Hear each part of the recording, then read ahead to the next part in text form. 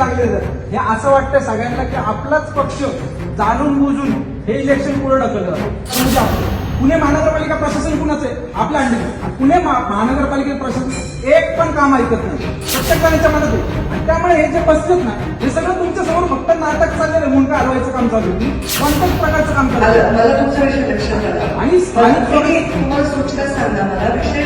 स्थानिक स्वराज्याचे इलेक्शन घ्यायला लावा फक्त आपल्या पक्षाला सांगा.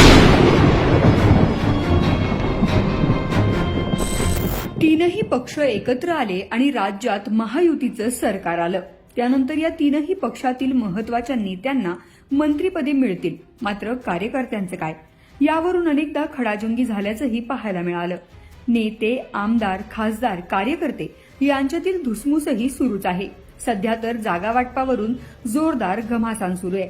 अशातच भाजपने पंकजा मुंडेंकडे पुण्यातील काही विधानसभा मतदारसंघाची जबाबदारी सोपवली आहे. त्या अनुषंगाने पंकजा मुंडे त्या विधानसभा मतदारसंघात जाऊन कार्यकर्त्यांच्या बैठका घेत आहेत. खडकवासला मतदारसंघात बैठक सुरू असतानाच एका कार्यकर्त्यानं पंकजा मुंडेंचं भाषण सुरू असतानाच नाराजी व्यक्त केली आहे. काय म्हणाला कार्यकर्ता? पहा व्हिडिओ. प्रत्येक जणांना असं वाटतं की स्थानिक स्वराज्य इलेक्शन कावा लागतं हे माहिती. आणि ओबीसी मध्ये जे 92 नगरपालिकेचे इलेक्शन राहिलेले आहेत त्या पुढे ढकलत चालले आहेत. आपल्या पक्षाकडून सगळे निकाल लागलेले आहेत. हे असं वाटतं सगळ्यांना की आपलाच पक्ष जाणून बुजून हे इलेक्शन पुढे ढकललं जातं. आता ह्याच्यामुळे काय होतंय की आमदार साहेबांना आम्ही प्रत्येक गोष्टी सांगतो. आज माझी आई जिल्हा परिषद सदस्य आहे, मी नरेगावचा सरपंच आहे. माझी जिल्हाध्यक्ष भारतीय जनता पार्टी ओबीसी मोर्चा पुणे जिल्ह्याचा होतो.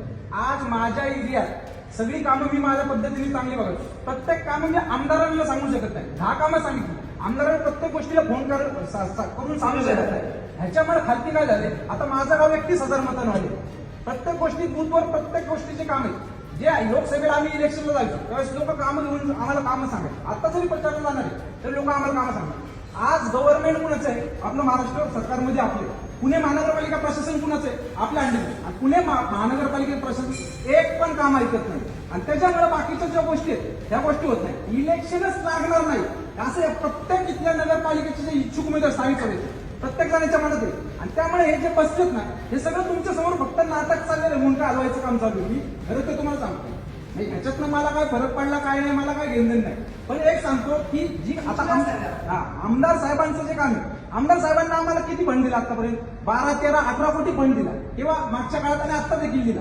पण येणाऱ्या काळात जे खड्डे बारीक काम आहेत, ड्रेनेज लाईन तुंबलं, लाईट गेली, एमएससीबीचं काम गेलं, हे पुणे महानगरपालिकेचं प्रशासन कोणत्याच प्रकारचं काम करत. मला तुमचा विषय लक्षात आला. आणि स्थानिक तुम्हाला सूचना सांगा मला विषय. स्थानिक स्वराज्याचे इलेक्शन घ्यायला लावा फक्त आपल्या पक्षाला सांगा. स्थानिक स्वराज्य आता हे काही विधानसभेच्या आधी लागणार नाही. त्यानंतर नंतर लावून टाकतील. लगेच लावते लावून काय कार्यकर्ते काय करणार? फक्त आमदार खासदार होणार का? बाकीचे काय? दरम्यान अशा प्रकारे पंकजा मुंडेंसमोर नाराजी व्यक्त करण्याची ही काही पहिलीच वेळ नाही. यापूर्वी वडगाव शेरी विधानसभा मतदारसंघातही एका कार्यकर्त्याने चक्क उठून जर जगदीश मुळीकांना तिकीट मिळालं नाही तर आपण पक्षाचे कामच करणार नाही असा इशारा दिला होता. कार्यकर्त्यांचा हा आक्रमक पवित्रा पाहून पंकजा मुंडे यांना देखील काही बोलता आलं नाही. मात्र बीडवरून पुण्यात विधानसभेची खडी बसवण्यासाठी आलेल्या पंकजा मुंडे समोर या नाराज कार्यकर्त्यांमुळे चांगलाच पेच निर्माण झालाय. आता हा पेच पंकजा मुंडे कसा सोडवतील आणि नाराज कार्यकर्त्यांची समजूत कशी काढतील हे पाहणं महत्वाचं ठरणार आहे. पुण्याहून किरण शिंदेंचा रिपोर्ट, लोकमत.com.